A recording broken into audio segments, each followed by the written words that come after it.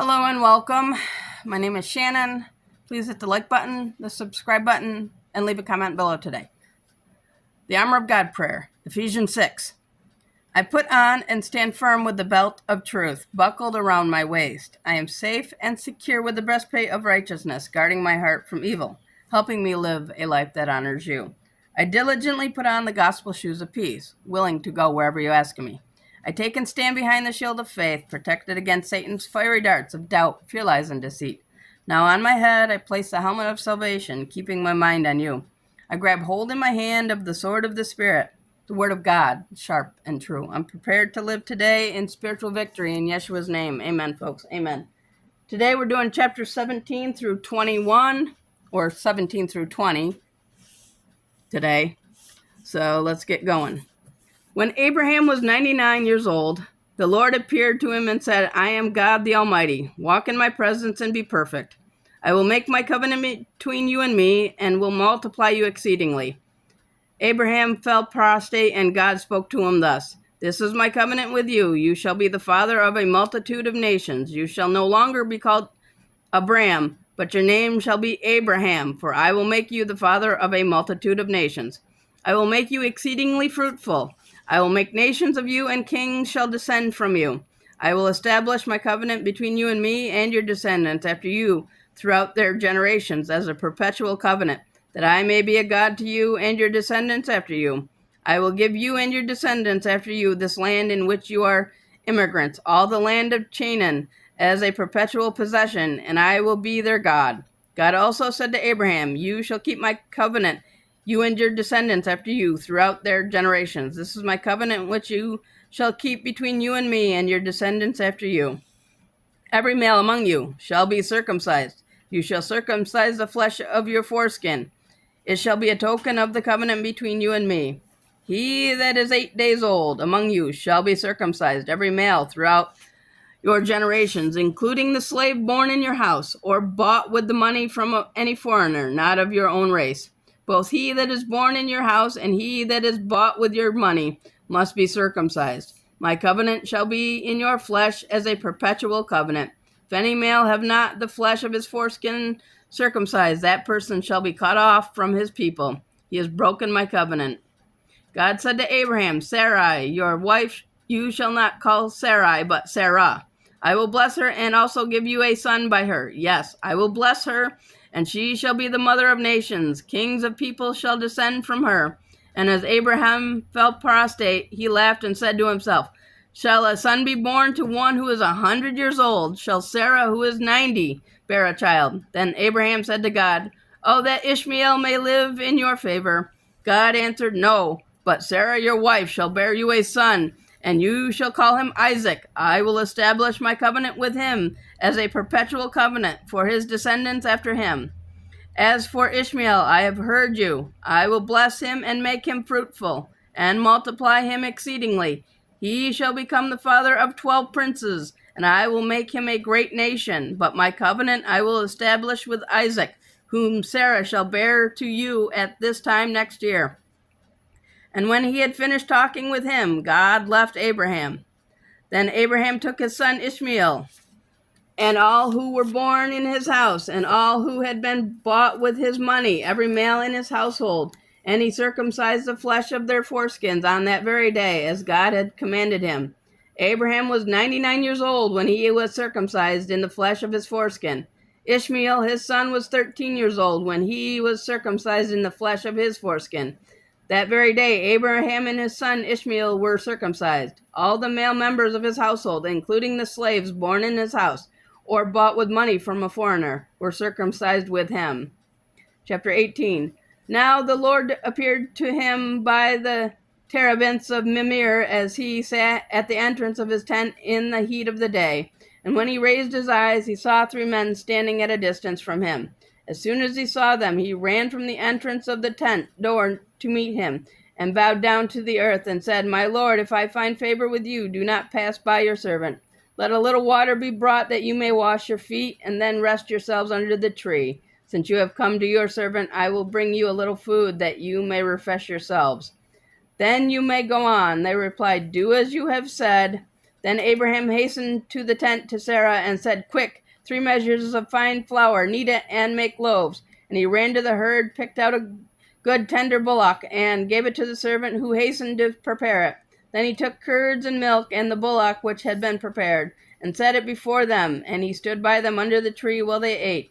They said to him, "Where is Sarah, your wife?" He answered, "She is in the tent." "I will surely return to you at this time next year," he said, "and Sarah, your wife, shall have a son." Sarah was listening inside the entrance of the tent. Now Abraham and Sarah were old, advanced in years, and Sarah no longer had periods as is customary with women. So Sarah laughed to herself and said, "Now that I am grown old and my husband is old, shall I have pleasure?" The Lord said to Abraham, "Why did Sarah laugh, saying, 'Shall I indeed bear a child, though I am old?' Is anything too wonderful for the Lord? At this time next year I will return to you, and Sarah shall have a son." But Sarah denied it, saying, "I did not laugh," for she was afraid. But he said, "You did laugh." Then the men set out from there and looked toward Sodom, and Abraham walked with them to escort them on their way. And the Lord said, "Can I keep from Abraham what I'm about to do? For Abraham shall surely become a great and powerful nation, and all the nations of the earth shall be blessed in him. Indeed, I have chosen him that he may charge his sons and his household after him to observe the way of the Lord, doing what is good and right, so the Lord may fulfill for Abraham what he has promised him." Then the Lord said, "Because of the outcry against Sodom and Gomorrah is great, and their sin is very grave, I will go down to see whether they have done all that the outcry which has come to me indicates. If not, I will know." So they turned from there and went toward Sodom, while Abraham remained standing in the presence of the Lord. Abraham drew near and said, "Will you destroy the good with the wicked? If there be 50 men in the city, will you destroy the place and not spare it for the sake of the 50 just men within it? Far be it from you to do such a thing as kill the just with the wicked, treating just and wicked alike. Far be it from you. Shall not the judge of all the earth act justly?" And the Lord said, "If I find that there are 50 just men in the city, I will spare the whole place for their sake." Abraham answered, "I have ventured to speak to the Lord, though I am not dust and ashes. What if there be 5 less than 50 men? Will you destroy the whole city on account of 5? He said, "I will not destroy it if I find 45 there." And Abraham spoke to him again, "What if 40 be found there?" He said, "I will not do it for the sake of the 40.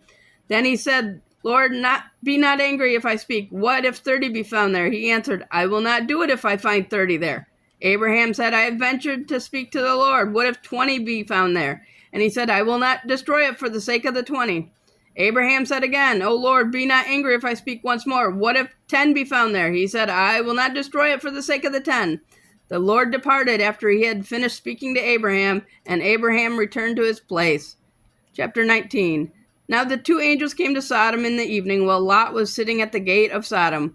When Lot saw them, he rose to meet them, and falling prostrate to the earth, he said, "Come aside, my lords, into the house of your servant. Stay overnight and bathe your feet. Then you may arise early and go on your way." They said, "No, we shall pass the night in the public square." But he urged them strongly that they turned aside and entered his house, and he prepared a meal for them, and baked unleavened bread, and they ate. They had not yet retired when the townsmen, the men of Sodom, all the people from every quarter, both young and old, surrounded the house and called Lot and said to him, "Where are the men who came to your house tonight? Bring them out, that we may abuse them." Lot went out to the men and shut the door behind him and said, "I entreat you, brethren, do not act wickedly. I have 2 daughters who have not known man. Let me bring them out to you. Do as you please with them, only do nothing to these men, for they have come under the shelter of my roof." But they said, "Stand back. This fellow came in as a stranger, and he would play the judge. Why will we treat you worse than we will them?" Then they pressed hard against Lot and drew near to break in the door. But the visitors reached out their hands and drew Lot back into the house with them and closed the door. Those who were at the door of the house, they were struck with blindness from the least to the greatest, so that they could not find the door. Then they said to Lot, "Have you anyone else here, sons-in-law, sons, daughters, or anyone you have in the city? Take them out of the place, for we are about to destroy it, because of the outcry against them has become so great before the Lord that he sent us to destroy it." Lot went out therefore to speak to his intended son-in-laws and said, "Come, leave this place, for the Lord shall destroy the city." But they thought he was joking. When the morning came, the angels urged Lot on, saying, "Come, take your wife and your 2 daughters here, lest you perish in the punishment of the city." And as he lingered, the visitors took him, his wife, and his 2 daughters by the hand, through the mercy of the Lord, toward him, and led him forth, and set him outside the city. When they had brought them forth, they said, "Flee for your life. Do not look behind you, nor stop anywhere in the valley. Flee to the hills, lest you perish." But Lot said to them, "No, my lord, surely your servant has found favor with you, and great is the mercy which you have shown me in saving my life. I cannot flee to the hills, lest the disaster overtake me and I die. But there is a city nearby to which I can flee. It is a little one. Let me save myself there. It is a little one, is it not? So let me live." He said to him, "I grant you this favor also. I will not destroy the city which you speak. Make haste, seek safety there, for I can do nothing till you arrive there." Therefore the city was called Segor. The sun had risen on the earth when Lot entered Segor. The Lord poured down on Sodom and Gomorrah sulfur and fire from the Lord out of heaven. He overthrew those cities and the whole region, all the inhabitants of the cities and the plants of the soil. But his wife, who was behind him, looked back and became a pillar of salt. Early in the morning, Abraham came to the place where he had stood before the Lord. He looked toward Sodom and Gomorrah and toward the whole region, and saw smoke rising from the earth as though from a furnace. While God destroyed the cities of the region, he remembered Abraham and led Lot away from the catastrophe, when the cities where Lot lived were overthrown. Lot went up from Segor and lived in the hills with his 2 daughters, for he was afraid to live in Segor. He and his daughters lived in a cave. Then the elder said to the younger, "Our father is old, and there is no man in the land to marry us, as is the custom everywhere. Let us give our father wine to drink, and then lie with him, that we may have offspring by our father." So they gave their father wine to drink that night, and the eldest went in and lay with her father. But he did not know of it when she lay down, nor when she arose. The next day the elder said to the younger, "Last night I lay with my father. Let us give him wine to drink tonight also. Then you go in and lie with him, that we may have offspring by our father." So they gave their father wine to drink that night also, and the younger went in and laid with him. But he did not know of it, when she lay down or when she arose. Thus both daughters of Lot were with child by their father. The elder bore a son and called him Moab. He is the father of the Moabites of the present day. The younger also bore a son and called him Ben-Ammi. He is the father of the Amorites of the present day.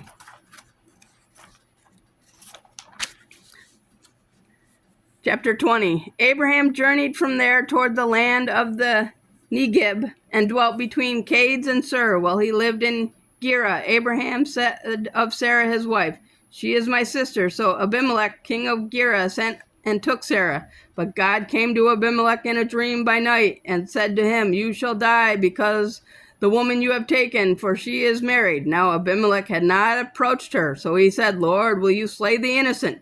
Did he not himself say to me, 'She is my sister'? And did not she herself say, 'He is my brother'? With a sincere heart and with clean hands I have done this." Then God said to him in the dream, "I know that you have done this with a sincere heart. It was I who kept you from sinning against me. Therefore I did not allow you to touch her. Therefore restore the man's wife, since he is a prophet. He will pray for you that you may live. But if you do not restore her, know that you will surely die, you and all that are yours." So Abimelech rose early in the morning, and calling his servants, told them all these things, and the men were very much afraid.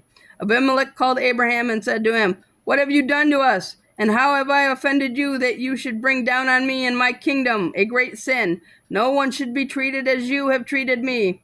Abimelech also said to Abraham, "What had you in mind in doing this thing?" Abraham answered, "I thought, surely there is no fear of God in this place, and they will kill me on account of my wife. Besides, she is indeed my sister, my father's daughter, but not my mother's, and she became my wife. When God brought me out of my father's house, I said to her, 'This favor you must do for me. In every place to which we shall go, say of me that I am your brother.' Then Abimelech took flocks and herds and cattle, men and women servants, and gave them to Abraham, and restored Sarah his wife to him. and said, "My land is before you. Settle wherever it pleases you." To Sarah he said, "I am giving your brother 1,000 pieces of silver. It is your compensation in the eyes of all who are with you. And before all men you are vindicated." Then Abraham prayed to God, and God cured Abimelech and his wife and maidservants, and they bore children, for the Lord had closed the wombs of Abimelech's household because of Sarah, the wife of Abraham. The Lord looked after Sarah as he had said. The Lord did to Sarah as he had promised. Sarah conceived and bore Abraham a son in his old age, at the time which God had promised. And Abraham called his son, whom Sarah bore him, Isaac. When his son Isaac was 8 days old, Abraham circumcised him as God had commanded him. Abraham was 100 years old when his son Isaac was born to him. Sarah said, "God has given me cause for laughter, and whoever hears of it will laugh with me."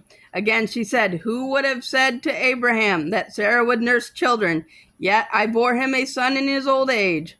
The child grew and was weaned, and Abraham gave a great feast on the day of his weaning.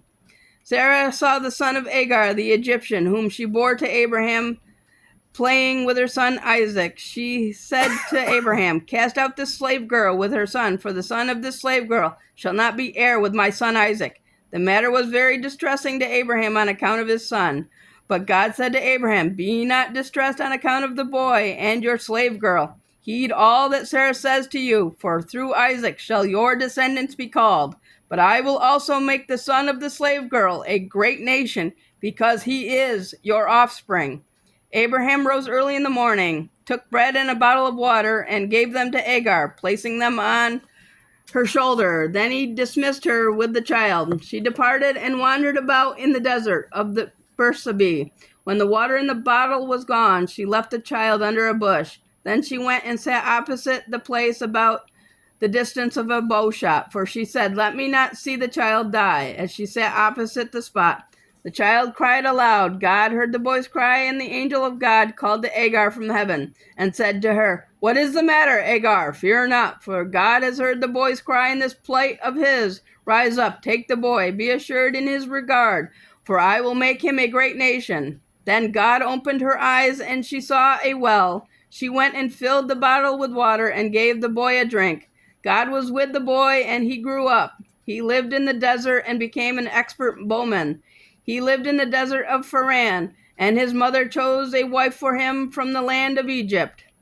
At that time, Abimelech and Phicol, the commander of his army, said to Abraham, "God is with you in everything you do. Therefore, swear to me by God that you will not deal falsely with me, nor with my children, nor with my descendants. As I have treated you with kindness, so must you treat me and the land in which you live as a stranger." Abraham said, "I will swear." But he chided Abimelech about a well which Abimelech's men had seized by force. Abimelech said, "I do not know who did this. You did not tell me, nor did I hear of it till today."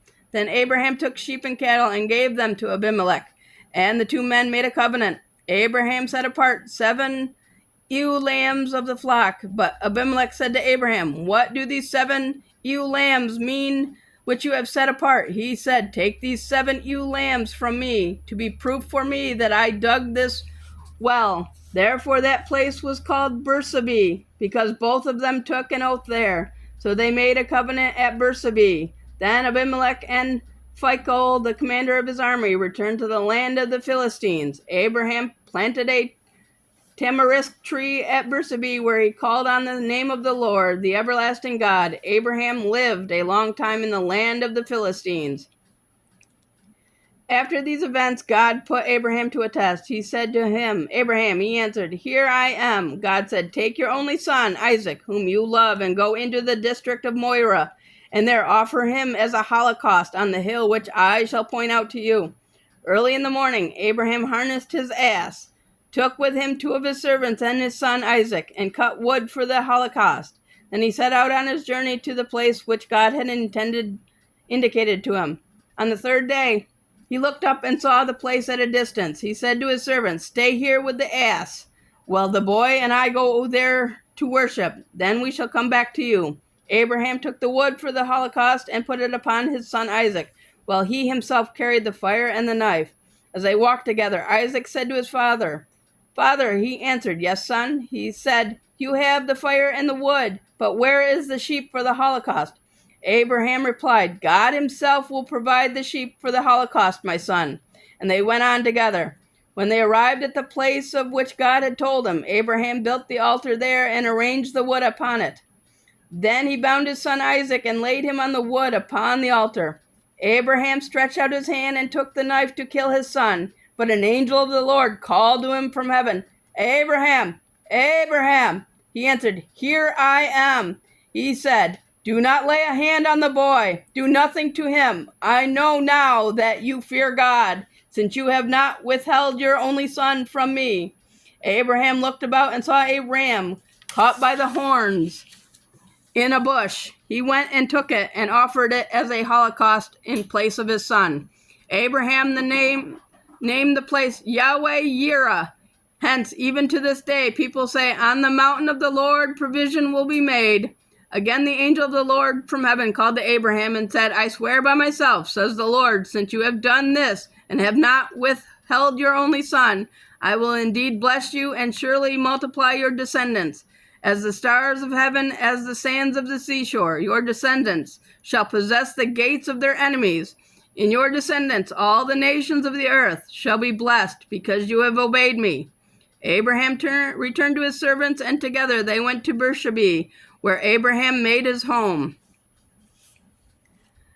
Abraham's relatives. After these events, Abraham was told, Mecca too has borne sons to your brother Nahor, Us, the firstborn, Buz, his brother, Kemuel, the father of Aram, Chased, Hazul, Phidias, Japhliah, and Bethuel. Bethuel was the father of Rebekah. Mecca bore these 8 to Nahor, Abraham's brother. As for his concubine, whose name was Roma, she brought forth Tabi, Graham, Thaddeus, and Mecca. And that'll be it for the day, guys. Thank you for listening. Thank you for watching. And don't forget to like, share, and subscribe. And have a blessed day. And don't forget that be ready in all seasons. Thank you. Have a good day. Bless each and every one of you.